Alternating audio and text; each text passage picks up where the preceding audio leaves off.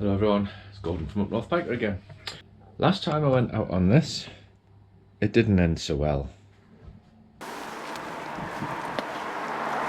Well, that put pay to a good day on the bike, didn't it?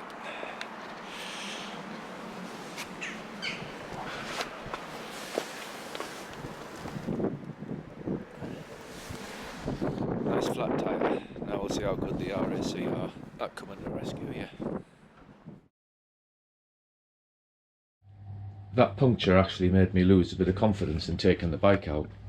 So I've done a bit of research and this product seems to come up trumps. BikeSeal, AutoSeal. I'm going to try it now. It's a liquid that goes inside your tyre. It works on tubed and tubeless. It stays liquid.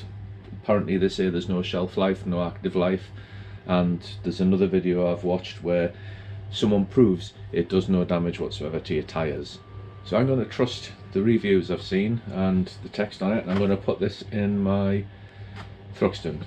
So in order to do that, you need a tyre valve removal kit to take the tyre valve out, and you need a syringe to put the liquid in. So on the website it gives you an idea of what size tyre you've got and how much liquid to use. So that means you need to go to the BikeSeal website, search Google for that, and I'll put a link in the description.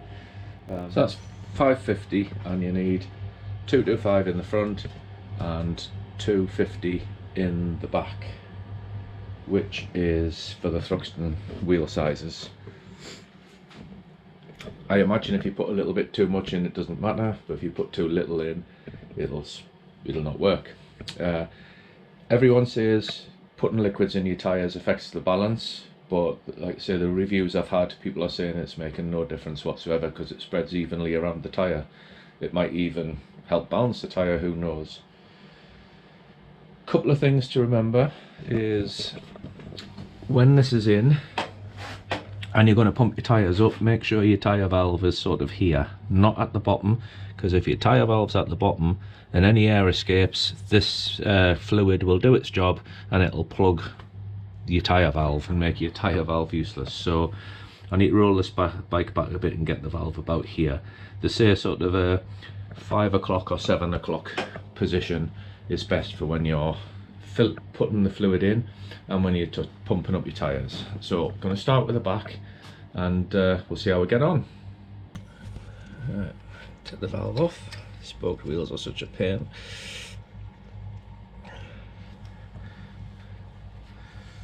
Next job is to try and get this in here and unscrew the valve, which is not done up very tight. And here we go.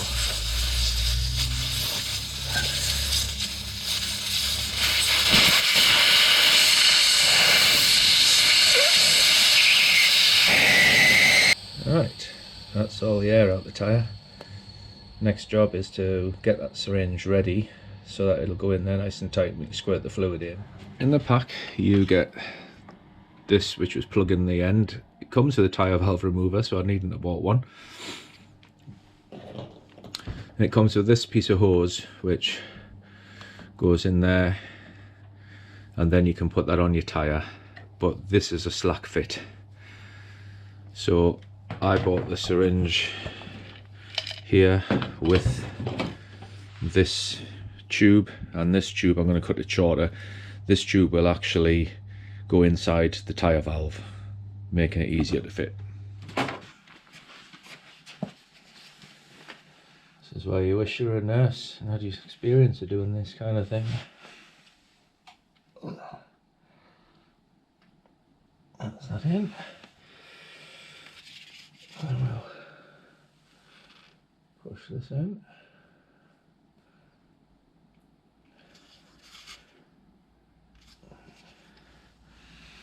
Obviously as this goes in, it displaces air in the tyre, and it is like porridge.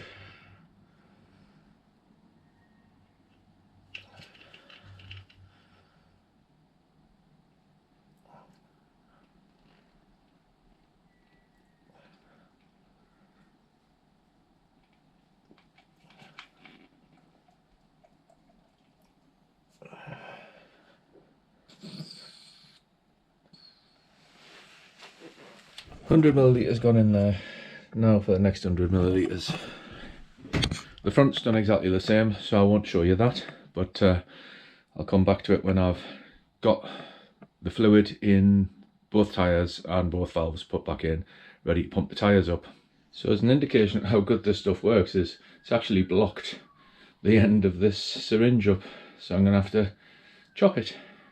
Interesting. I'm knackered.